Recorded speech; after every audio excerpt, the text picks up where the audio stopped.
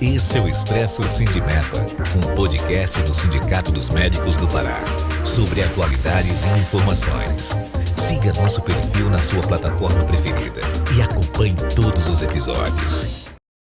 Voltamos a discutir esse tema tão importante que é a pejotização, inadimplência e o piso salarial, tendo como recorte os médicos paraenses e como isso impacta na vida desses profissionais. E para isso convidamos a doutora Nástia, que é diretora do Sindimepa, doutor Felipe Borges, advogado jurídico do Sindimepa, e na minha companhia, o doutor Amoras. E agora, doutor, a gente fala sobre um debate, né, que ganhou um novo elemento, o piso salarial médico. Isso pode ser um divisor de águas, inclusive na forma como o trabalho médico é valorizado no Brasil. Sem dúvida. Eu vejo assim, o piso salarial ele não vai resolver todos os problemas, né? Mas certamente ele cria um parâmetro mínimo, trazendo dignidade para a classe médica. E isso impacta diretamente a pejotização, porque impede que contratos sejam firmados com valores incompatíveis com a realidade da profissão. Então, a grande questão é como garantir esse avanço e para que ele não seja driblado por modelos contratuais que são muito frágeis até aqui, né? Eu acho, Nasha, que você tem assim um pé e talvez o corpo todo dentro dessa ação aí pelo piso salarial em relação ao nosso estado, à nossa unidade federativa. É o projeto de lei que já tramitou, né, no Senado e foi aprovado, passando por todas as comissões, e agora ele vai à Câmara dos Deputados e esperamos que não seja engavetado lá, que tenha um fluxo rápido, como eu imagino que todos, porque ele envolve também os cirurgiões dentistas, né? Então toda essa categoria está lutando muito. E eu queria que a Nástia abrisse a fala com essa observação. Isso mesmo, Eduardo. Eu acho que foi uma conquista que nós tivemos, né? Os médicos e médicas e os cirurgiões dentistas e as cirurgiãs dentistas, no dia 20 de maio, quando o projeto de lei que estabelece, na verdade, ele atualiza a remuneração da categoria médica e dos cirurgiões dentistas, porque nós temos essa lei que garantia 3 salários mínimos para pagar esses profissionais desde a década de 60. Então, na verdade, isso é a correção de uma injustiça em relação à remuneração do trabalho dos médicos e cirurgiões dentistas que tanto contribuíram, né, para a criação do SUS e para o fortalecimento do SUS e a contribuição mais ampla na questão da saúde pública em geral. Então, no dia 20 de maio, houve um avanço no sentido de que, na Comissão de Assuntos Sociais, o Senado Federal aprovou, né, o projeto de lei, e a partir de agora ele vai seguir para a Câmara, como você falou, e nós estamos otimistas que vai também ser sancionado pelo presidente da República, que tem se mostrado sensível à luta das categorias, né, por salários dignos e por, como a questão da jornada 6x1, né, contra a manutenção da jornada 6x1, nós acreditamos que tanto o Poder Legislativo quanto o Presidente da República vão estar sensíveis a essa demanda da nossa categoria. E sim, é um marco importante para nós isso, apesar de estarmos nos referindo à questão do piso a nível nacional, isso também tem uma influência muito grande a nível de estados e municípios. Nós também, do Sindicato dos Médicos, estamos na nossa campanha pelo piso estadual do médico, e junto com essa luta, também o Sindicato dos Médicos e Médicas, né, do Pará tem entrado nessa discussão da questão do cumprimento da Constituição no que diz respeito a que trabalhadores que estão no serviço público sejam contratados através de concurso público. Hoje, o que nós percebemos na nossa categoria, no estado do Pará, é que cada vez mais os trabalhadores concursados vão diminuindo, né, dentro da Secretaria Estadual de Saúde, das secretarias municipais de saúde, e essa mão de obra, que anteriormente era concursada, está sendo substituída por médicos pejotizados.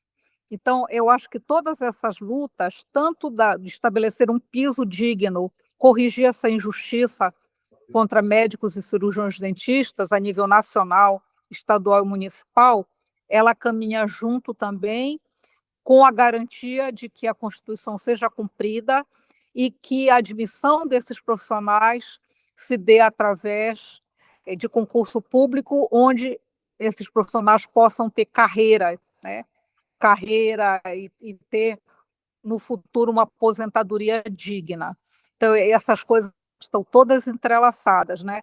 No movimento sindical, tanto a luta por um piso salarial digno, nas 3 esferas, né, do governo, federal, estadual e municipal, como também que o serviço público dê garantia de concurso público e de uma carreira para os médicos e as médicas que tanto contribuem, né, para o SUS no país. Doutor Felipe, a gente sabe que está em tramitação ainda, né? Foi aprovado agora pelo Senado, vai para a Câmara dos Deputados, lá os deputados vão analisar e, posteriormente, sanção da Presidência da República ou não. Como o piso salarial médico ele está em tramitação ainda, os profissionais eles já possuem algum tipo de respaldo jurídico em relação a isso? Como é que funciona isso, doutor? Eu queria que você explicasse um pouco para a gente. Essa é uma pergunta muito importante e tem tudo a ver com a discussão sobre pejotização. Por quê? Como você mencionou, a doutora Nástia, doutor Eduardo, nós temos uma ampla quantidade de pessoas não contratadas como seletista, ou mesmo como estatutário. Uma grande, e a gente pode arriscar sem mencionar números, mas a grande maioria é PJ. Então, tudo isso que a gente fala sobre piso, sobre a garantia, a proteção, né, a aposentadoria, a gente fala sobre aqueles que assinam a carteira, aqueles que têm a CTPS, né, o contrato de trabalho devidamente regularizado. Quando eu faço um modelo de contratação que não segue essa lógica, não estou falando de piso, não estou falando de toda essa margem de proteção e a gente está conversando nesse ponto, nesse bloco de discussão. Então, hoje existe sim respaldo, uma proteção mínima, existe uma previsão de proteção não só para o médico, como para todo trabalhador que tem carteira assinada. Agora, a discussão da Suprema Corte ela é fundamental, é um divisor de águas para a gente entender daqui para frente como é que isso vai ser enfrentado. Lá no STF, a discussão está assim, o tema 1389. Ele discute se existe a possibilidade de um profissional ser contratado como PJ ou como profissional autônomo e de quem é o dever de provar se é ou se não é. Então, isso está em discussão na Suprema Corte. Todas as causas que tratam disso estão suspensas no país e o que os ministros decidirem é o que vai ser aplicado daqui para frente. Então, a gente está em compasso de espera. Por quê? Se os médicos contratados como PJ, a partir da decisão do Supremo, tiverem esse modelo validado, aí a gente vai ter que analisar caso a caso para ver quais são efetivamente empresários e quais são meio que empregados disfarçados de empresários. Porque para esses o piso vai se aplicar, para esse toda a proteção, aquela margem de segurança de uma carteira assinada vai se aplicar. Para o empresário, não. Não digo que isso é ilegítimo, porque existem médicos que querem empreender, que querem assumir riscos, né, o empresário, para obter lucro. Né, isso é legítimo. Agora, ele precisa entender que ele faz parte desse grupo que não vai estar pleiteando o piso. Então, se o Supremo decidir, e aí o encaminhamento que ele vai dar para a questão vai descer em cascata para todo o país, que a contratação como PJ é irregular, aí nós vamos ter não somente uma questão jurídica na prática, como financeira a resolver. E é algo que, enquanto advogado, na área da saúde, a gente já vem empreendendo em outras discussões sobre o piso. Então, por exemplo, não lembro exatamente o ano, mas foi aprovado o piso nacional da enfermagem.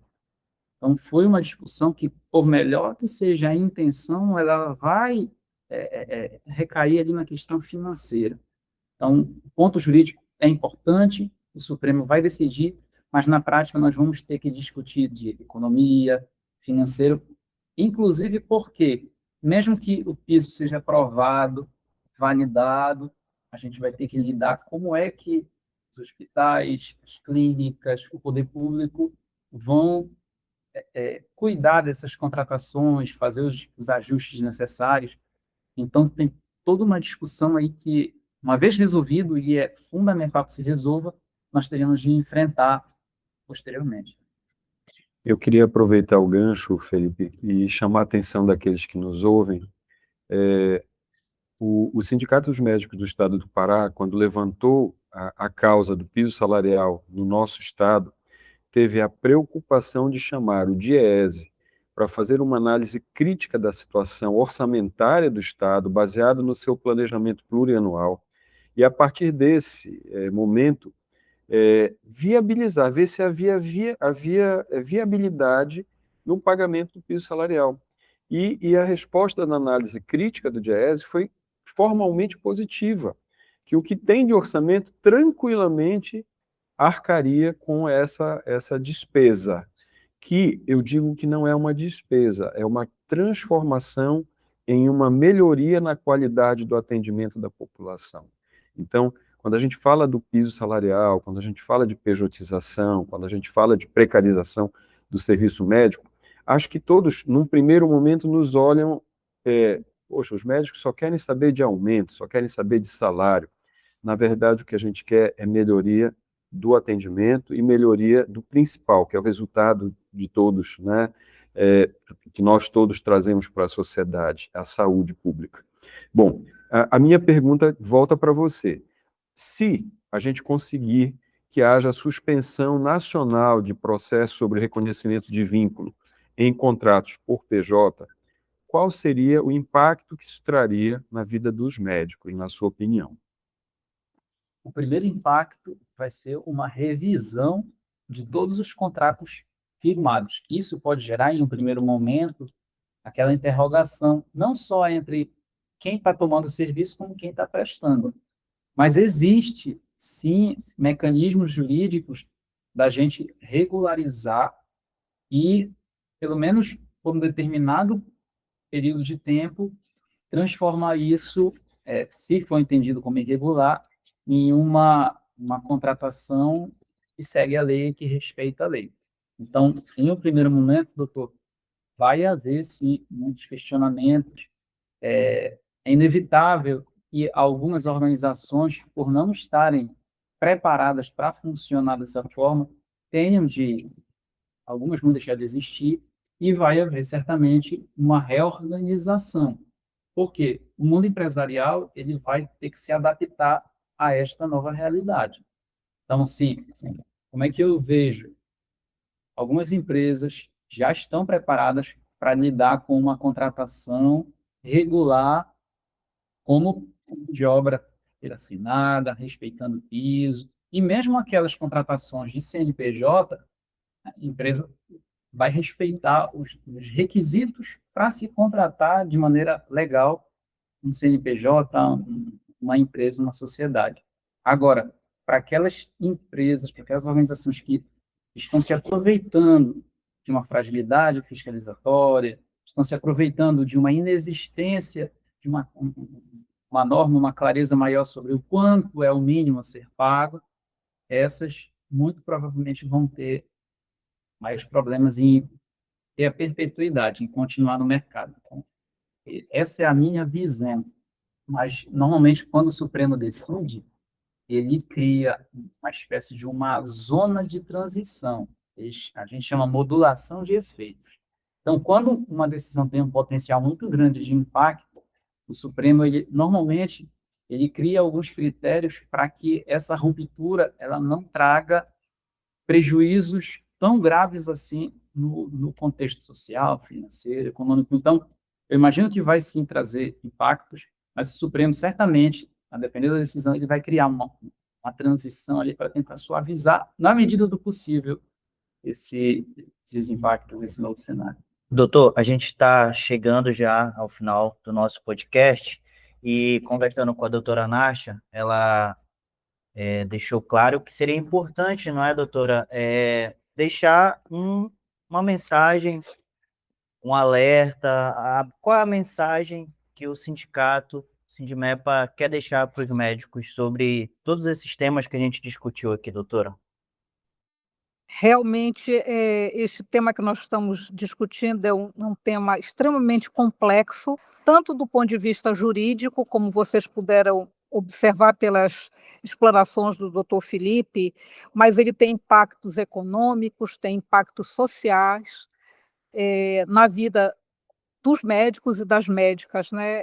Eu queria ressaltar, inclusive, que esse tipo de contratação que nós estamos tendo da categoria médica, que, na minha opinião, é uma contratação irregular, tem tido um impacto muito grande nas mulheres, uma vez que a nossa categoria também tem tido uma transição, no sentido de cada vez mais as mulheres estão entrando no mercado de trabalho e hoje nós já somos a maioria da nossa categoria. Nós temos mais médicas do que médicos, né? Atingimos isso, me parece que o ano passado, a nível nacional. E o Pará também está nessa tendência.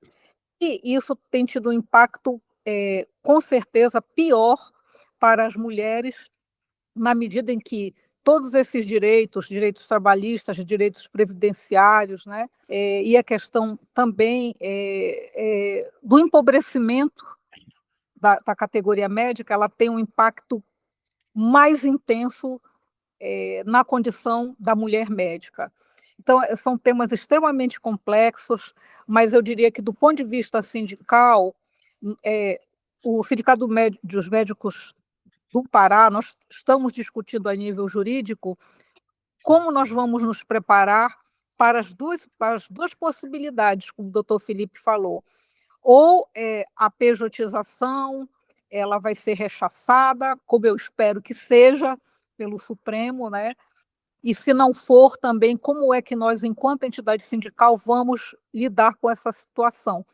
É esperado, né, doutor Felipe, que essa decisão do Supremo ela venha a ocorrer no primeiro semestre do ano que vem.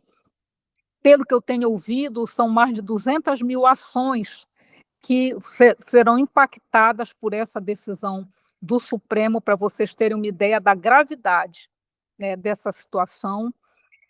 Enquanto isso não acontece, nós estamos nos preparando para essa decisão do Supremo, mas o sindicato ele tem atuado em várias frentes. Ele tem atuado a nível individual, quando o médico procura o sindicato, a nossa assessoria jurídica, o jurídico tem dado instruções, orientações para os médicos de que documentos eles devem guardar, né, como provas, mostrando esse vínculo irregular, ou com a PJ, ou dele com a própria organização social, ou mesmo dele com a administração direta. Então, o jurídico tem orientado os médicos, é importante nós termos o contrato desse médico com a empresa, é importante nós termos o registro das ordens que eles recebem, do livro de ponto, de uma série de documentações individuais, para justamente garantir que os processos individuais sejam devidamente orientados pelo jurídico.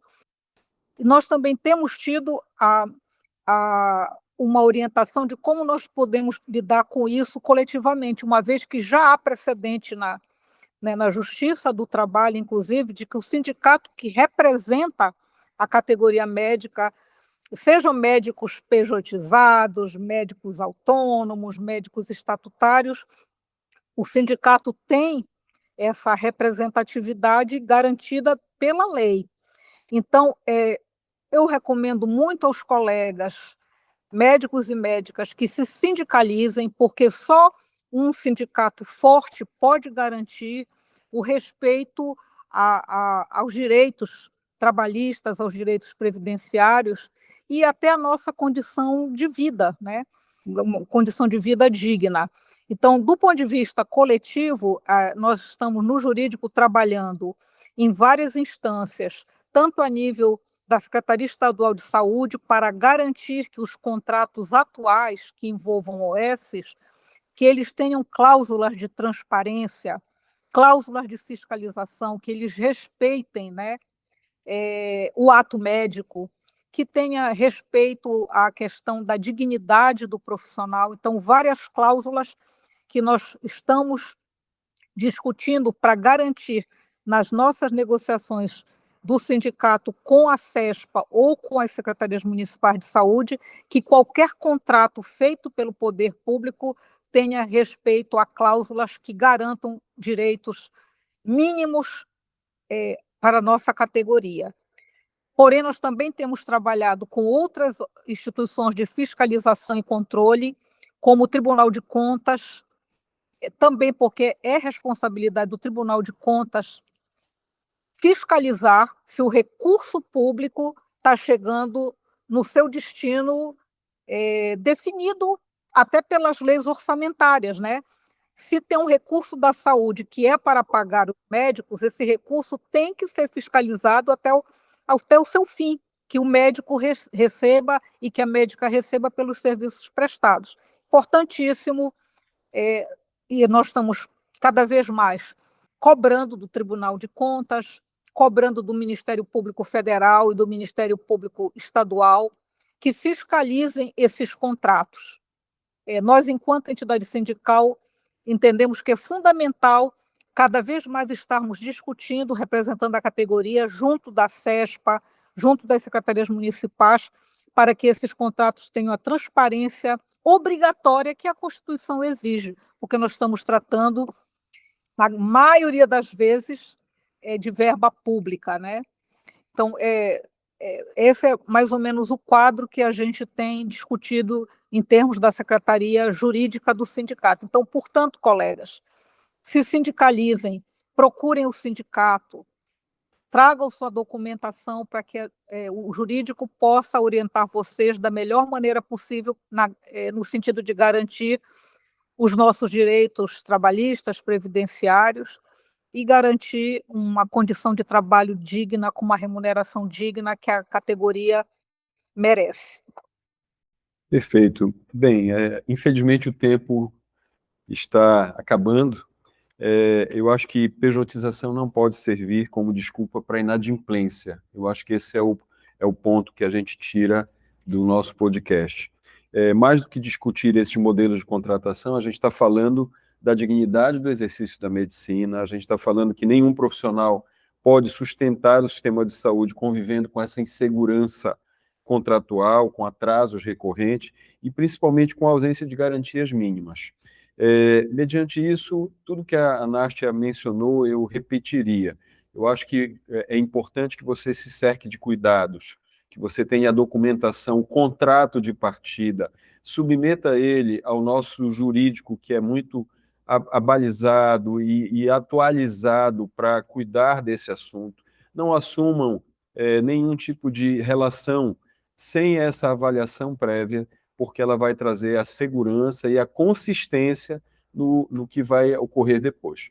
Eu queria muito agradecer ao Felipe, à Nácia, querida amiga e colega de diretoria, ao Wilk, que é parceiro, e queria deixar aberto para considerações finais, sinalizando a todos os nossos ouvintes que a gente vai ter um podcast muito interessante da próxima também, com novos convidados, mas que a gente fica aberto nas nossas mídias, redes sociais.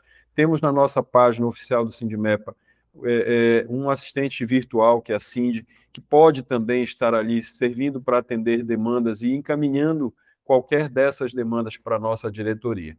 Nástia, para a sua despedida, querida.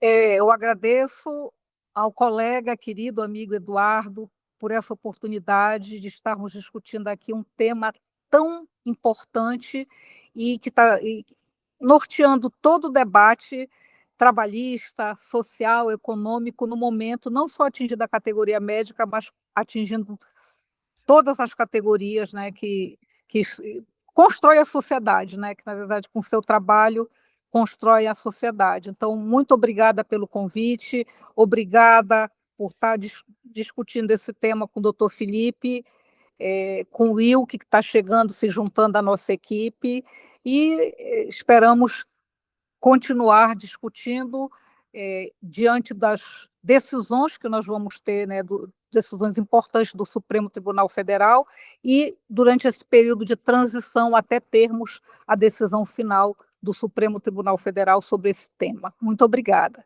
Obrigado, Nátia. Felipe, suas considerações finais. Em qualquer cenário, doutor Eduardo, Will, doutora Nátia e quem nos assiste, em qualquer cenário, mesmo na decisão do STF, por um lado ou por outro, o Sindimepa está preparado para dar todo o respaldo jurídico para o associado. Por quê?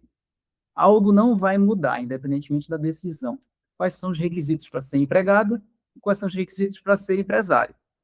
E se o médico puder, pelo menos se questionar sobre 3 pontos, ele sabe o que ele está assinando, ele recebe participação pela sociedade que participa, ou ele tem algum direito de voto em voz, se sim, ele é empresário. Se não, venha conosco, traga sua documentação, a gente vai avaliar, a gente vai dar o direcionamento e dizer, sobretudo, quais as evidências você precisa ter para poder pleitear o que é seu por direito.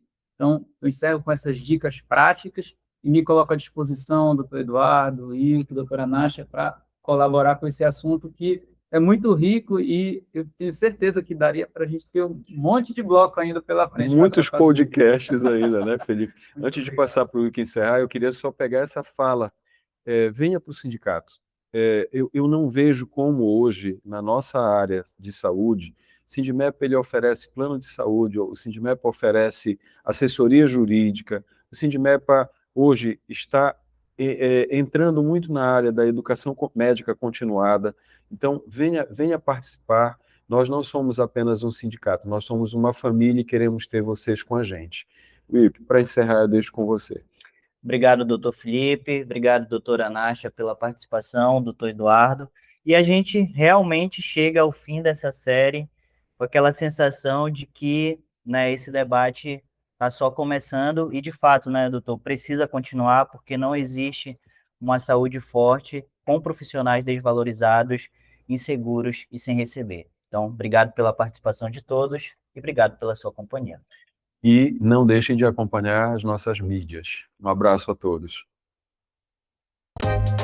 Olá, esse é o Expresso Sindimepa, um podcast do Sindicato dos Médicos do Pará, sobre atualidades e informações. Siga nosso perfil na sua plataforma preferida e acompanhe todos os episódios.